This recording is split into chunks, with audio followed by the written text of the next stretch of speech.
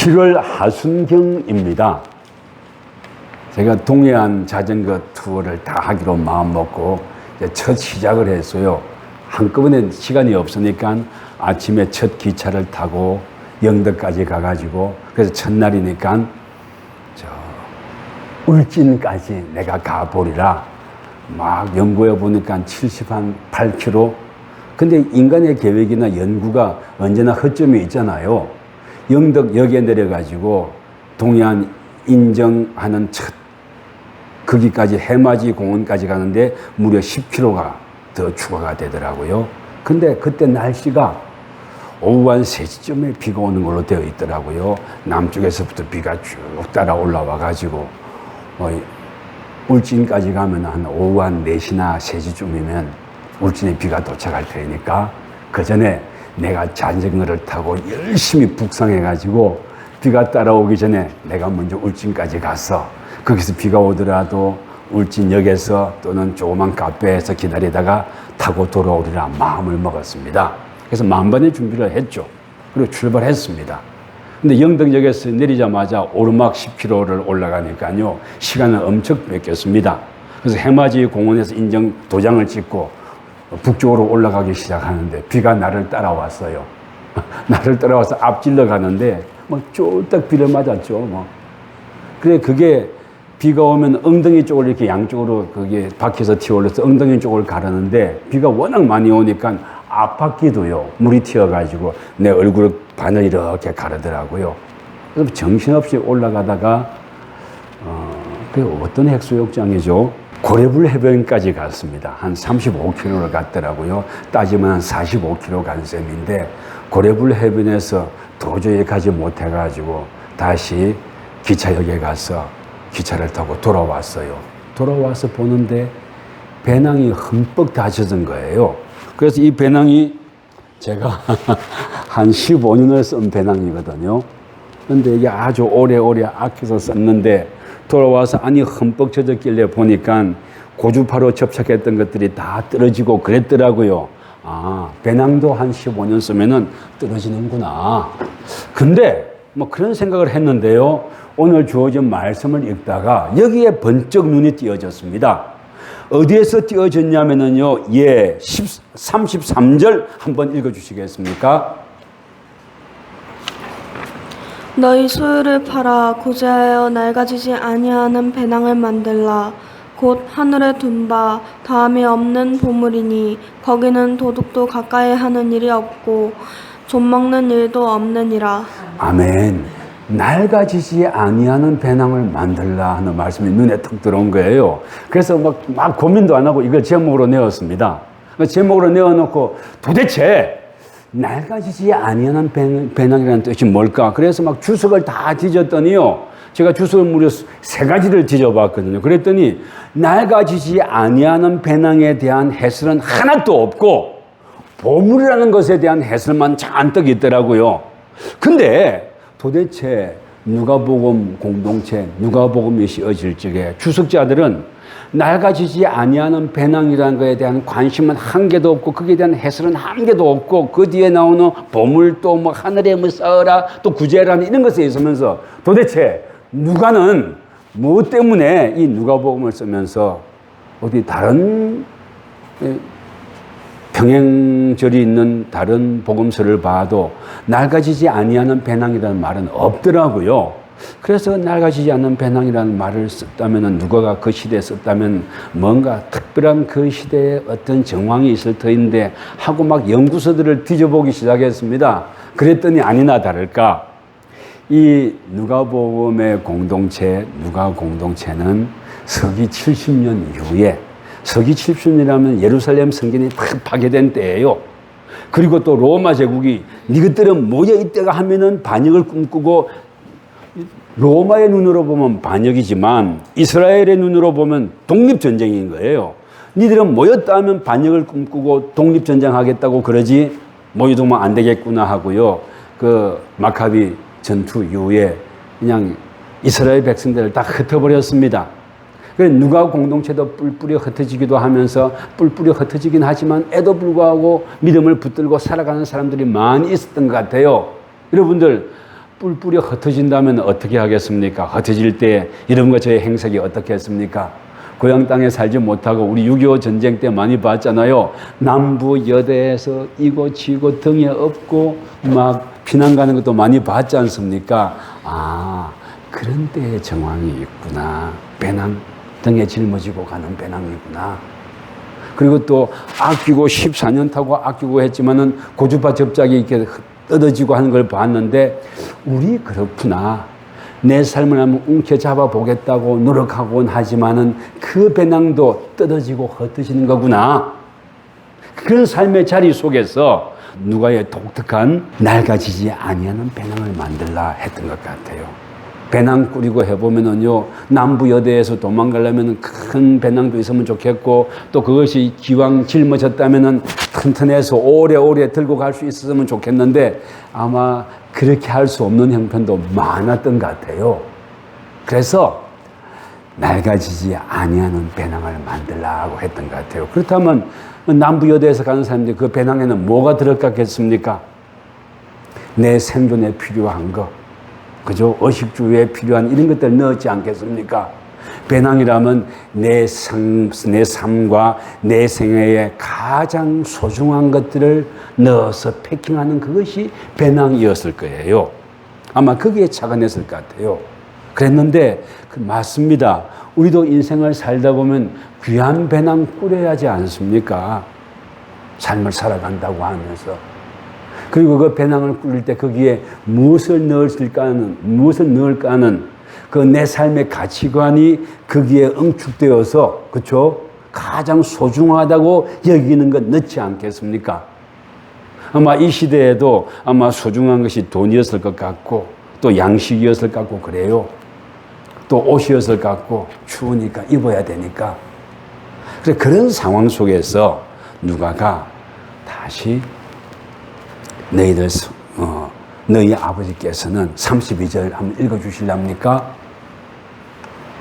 적은 무리여 들어 무서워 말라. 너희 아버지께서 그 나라를 너희에게 주시기를 기뻐하시느니라. 아멘. 우리 앞에 주어진 삶 때문에 무서워하지 말라는 거예요. 이 당시 누가 공동체의 이스라엘 사람들은 삶이 얼마나 두렵고 힘들었겠습니까? 쫓겨나가야 되는데. 그래서 저마다 배낭을 준비하고 흩어져 가야 하는 말하는 게 얼마나 그 삶이 무서웠겠습니까? 그러나 너희들 무서워하지 마라. 그 나라를 너희에게 주시길 기뻐한다. 여기에 그 나라는 두 가지 뜻이 있어요. 하나님 나라, 죽어서 가는 그 나라만이 아니라 이 땅에서 삶을 이루어 나갈 주님의 뜻이 하늘에서 이루어진 것 같이 땅에서도 이루어지이다 고백하며 이루어 나갈 그 나라를 여기에는 그 나라라고 말하면서 너희에게 주시길 기뻐한다. 그러므로 두려워하지 말고 자기 앞에 생애 삶에 참된 소중하고 귀한 것이 무엇인지 알아가지고 살아가 달라고 말하는 것이 낡아지지 아니하는 배낭을 꾸리라고 말씀하는 곳에 있는 겁니다.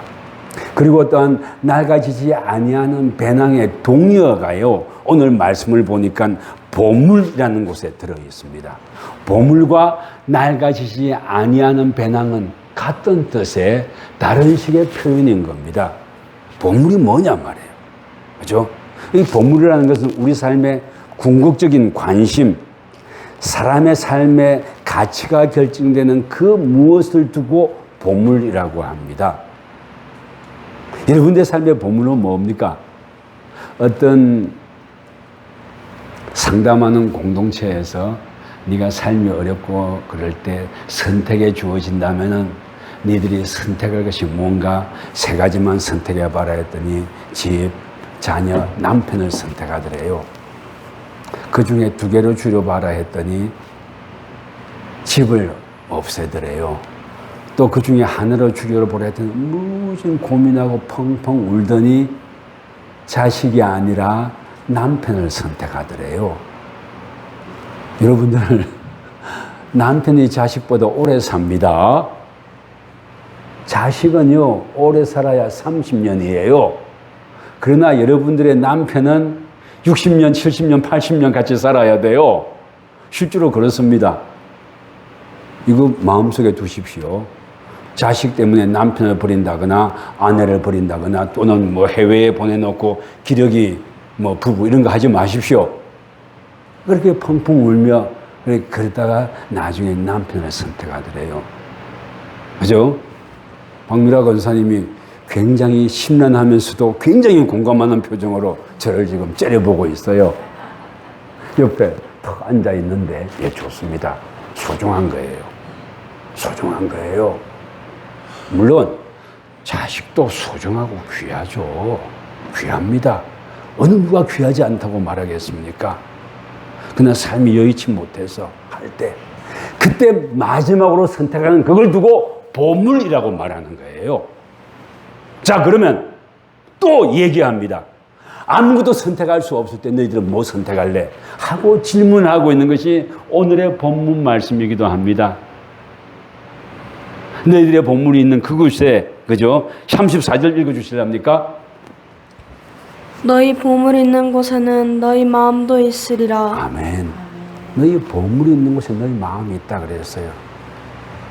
그래서 내 삶을 돌아보면서 가장 귀하고 소중한 보물이 무엇인가를 우리 깊이 고민해야 하지 않겠습니까?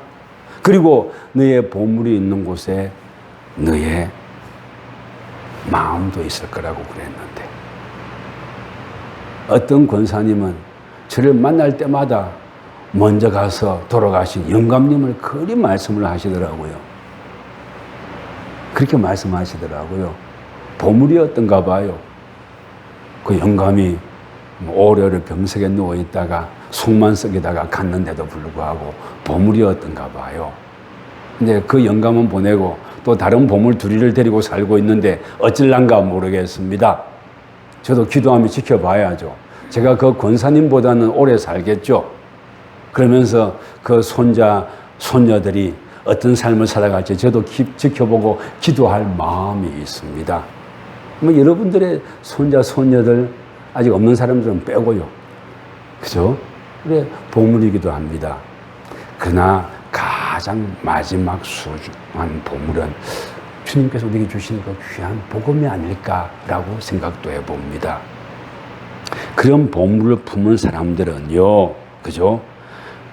이 땅의 삶을 살아갈 때 뭐가 정말로 내 삶의 참된 보물인지 한번 다시 숙고하고 돌이켜가지고 그 보물이 소중한지를 알아가지고 그 보물을 위하여 살아가는 삶을 선택해 주기를 바라는 것이 이 누가복음에서 누가가 우리에게 제시하는 답이란 말입니다. 여러분들의 보물은 뭡니까? 근데 보니까요, 34절에 보니까 너희 보물 있는 곳에는 너희 마음도 있으리라 그랬는데요. 너희 보물이 있는 곳에 너희 마음도 있다고 그랬는데, 뭐가 나의 보물인가를 잘 알고 그 선택을 하는 것은요, 우리의 인생을 좌우합니다. 우리의 인생을 좌우해요. 그리고 그 보물을 선택하는 기준은 전적으로 보니까 그 개인의 주관과 생각에 달려 있습니다. 저도 어떤 사람에게 니는 그 사는 게 맨날 니 마누라 때문에 어렵고 힘든데 왜 그리 사노? 그랬더니 사랑합니다 그러더라고요. 된 거죠. 그것 때문에 남이 피해를 입고 어렵고 힘들다 할지라도 사랑합니다 하니까 된 거죠. 우리 마음속에 박지영 집사님을 사랑합니다 라고 고개를 끄덕이는 것 같았어요. 네, 그럼 된 거죠. 그럼 희생할 각오도 되는 것이고, 주님을 바라보고 꿈꾸고 나아갈 각오도 되는 것이고, 예, 사랑합니다. 세상에 누구도 사랑하지만은 주님을 사랑합니다. 세상의 돈도 세상의 물질도 귀하고 소중한 거지만 주님이 더 소중하고 주님을 더 사랑합니다. 야, 아들을 옆에 앉혀놓고 예배드리는 아버지의 마음은 어떨까 하고 생각해 봅니다. 참 뿌듯하고 좋을 것 같아요.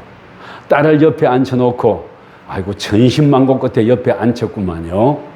그래, 앉혀놓고 예배드리는 엄마의 마음은 어떨까 하고 생각해 봅니다. 뿌듯하고 귀하고 좋을 것 같아요. 보물을 옆에 앉혀놓은 그런 마음일 거예요. 그죠? 예. 보물이 무언가? 돈이 보물인가? 또는 권력이 보물인가? 예수 그리스도 그분의 은혜가 우리에게 보물인가? 그 예수 그리스도의 은혜를 내 마음속에 품고 살아가는 아들과 딸이 나에게 보물인가? 예수 그리스도의 은혜를 품고 살아가는 아들과 딸이 나에게 보물이고, 또 그 은혜를 베풀어 주시는 예수 그리스도 그분이 우리에게 보물임을 깨닫자고 우리에게 말해주고 있지 않습니까? 그래서 그 보물이 참된 보물이 무엇인지 깨달은 사람은 그걸 위해 살아가 달라고 지금 누가 부탁하고 있는 거예요. 그게 누가만의 부탁이 아니라 예수 그리스도의 부탁이기도 한 겁니다. 우리 인생 살아보니까요. 이 한나들 앞에서 제가 인생 살아보니까 하는 말을 하니까 좀 그러는데요. 그렇게 오래 살지 못했지만 살아보니까 참 소중하고 귀한 것도 많지만 삶을 살아가면서 점점 이렇게 줄여가야 하는 게 인생이더라고요. 나의 관심사도 줄여가야 되고 나의 좋아하는 것도 줄여가야 되고 그런 것이 인생이더라고요.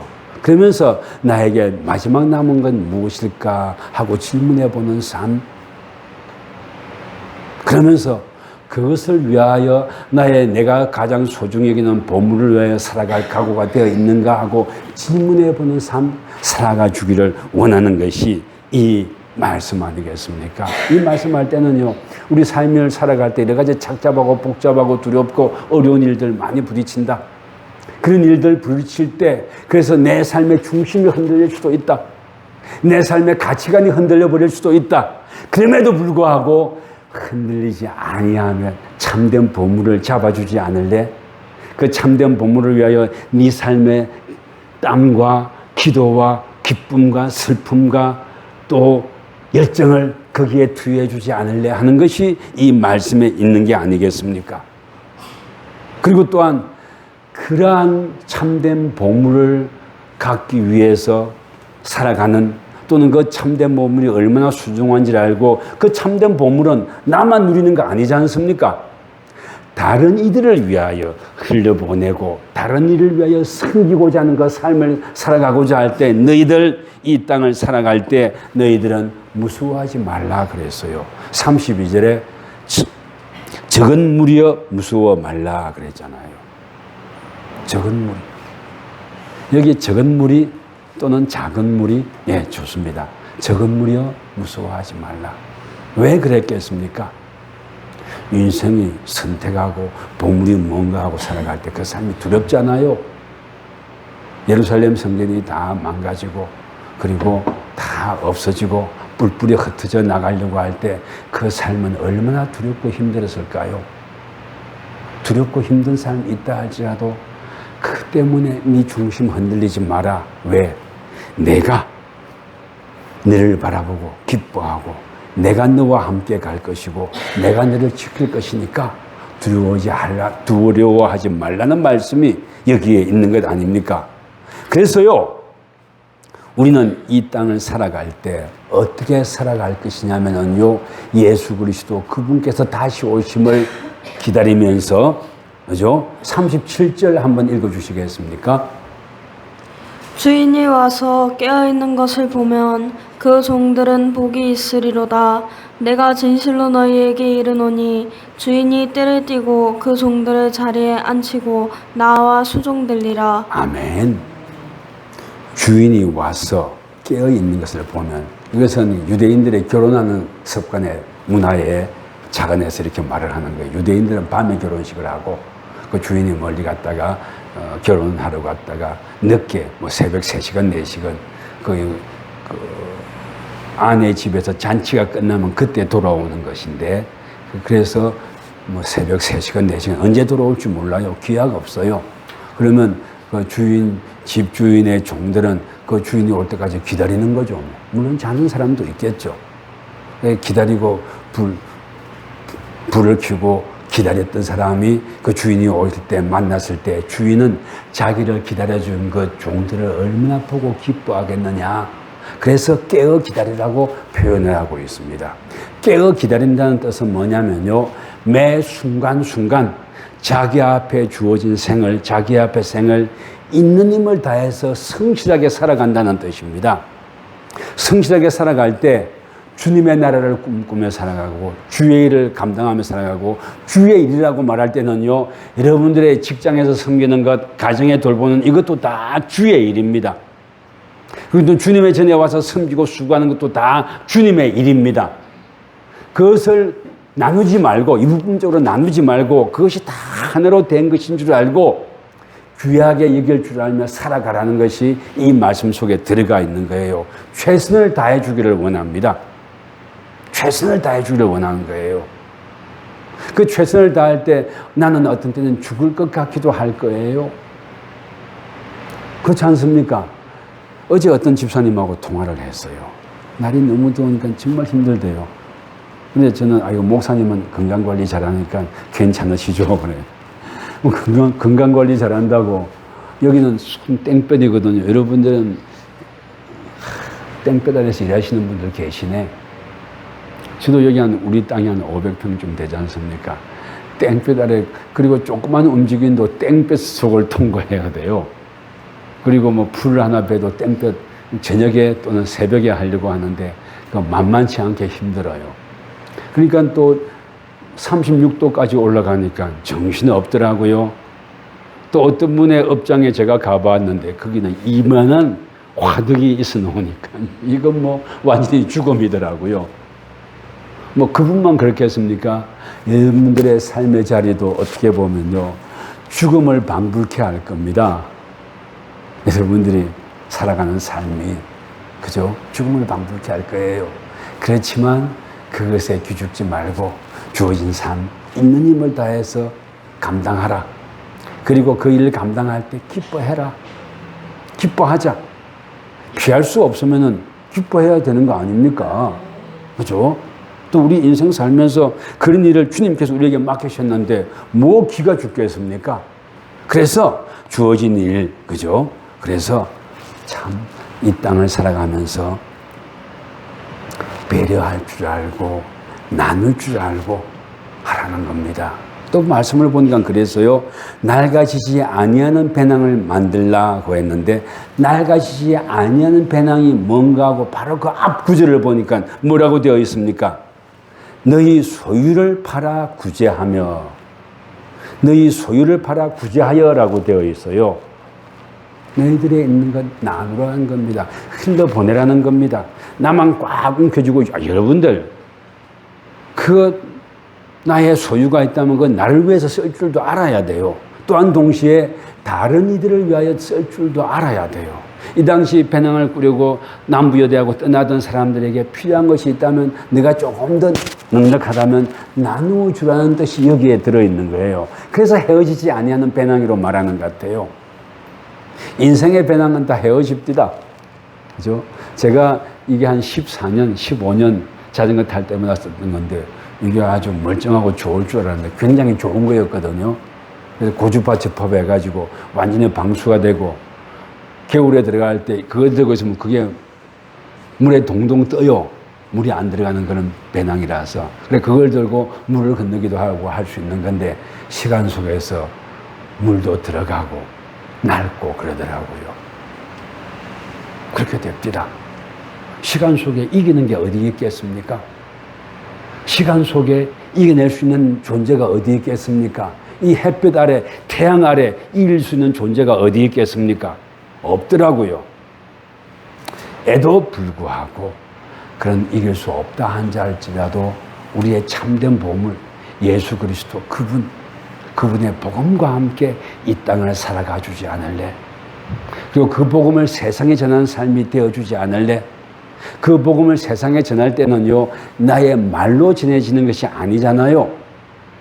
금요일 기도회 때 잠시 얘기했는데, 우리의 복음과 우리의 삶은 우리가 귀하게 여기는 그 복음은 뭘 통해 전해지는 겁니까?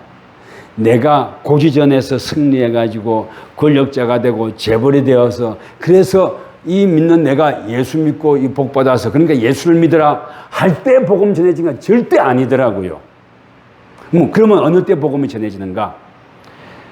내 삶이 초라하고 부족하다 한다 할지라도 예수님의 복음 때문에 그분의 뜻을 따라서 살기로 작정하고 어려움 중에서도 나누고 배려하고 공감하고 관용하고 품어주려고 하는 그 모습, 내가 뭐 힘이 있고 커가지고 내가 배려하고 나누고 공감했을 때 어떤 그 대상이 크게 새로워지는 그 모습을 보고 주님의 복음이 전해지는 것이 아니라 내가 부족하고 내가 아무리 모자란다고 할지라도 최선을 다해서 나누고 섬기려고 할 때에 그때 그 모습을 보고 복음이 전해진다고 말하고 싶어하는 거예요.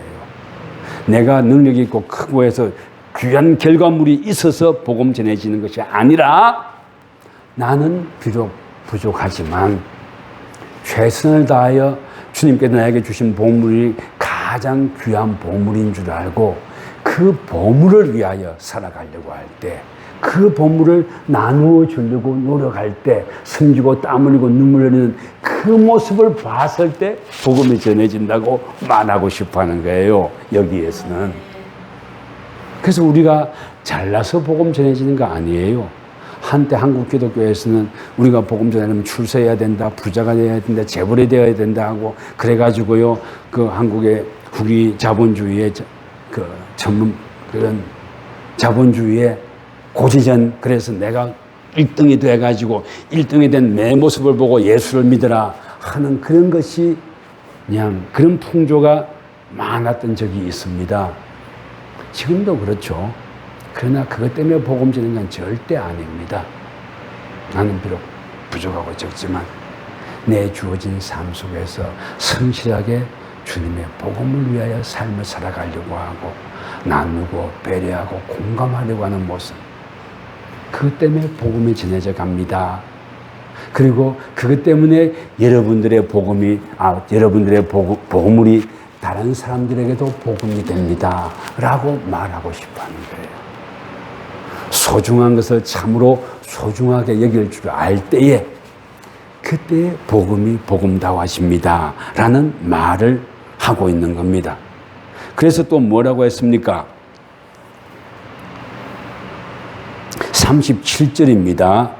다시 한번 읽어주십시오. 주인이 와서 깨어있는 것을 보면 그 종들은 복이 있으리로다. 내가 진실로 너희에게 이르노니 주인이 띠를 띠고 그 종들을 자리에 앉히고 나와 수종들리라. 아멘. 주인이 띠를 띠고 그 종들을 자리에 앉히고 나와 수종들리라. 주인이 종들을 위하여 수종된다 그랬습니다. 주님의 뜻을 위하여 참된 보물이 무엇인지 알고 그걸 위해 살아가고자 하는 이들에게 지금 누가 공동체에서 예수님의 입을 빌려가지고 누가가 말하고 있는 거예요. 주인이 그를 위해 수종된다. 삶이 180도 바뀐다는 거예요. 이런 거죠.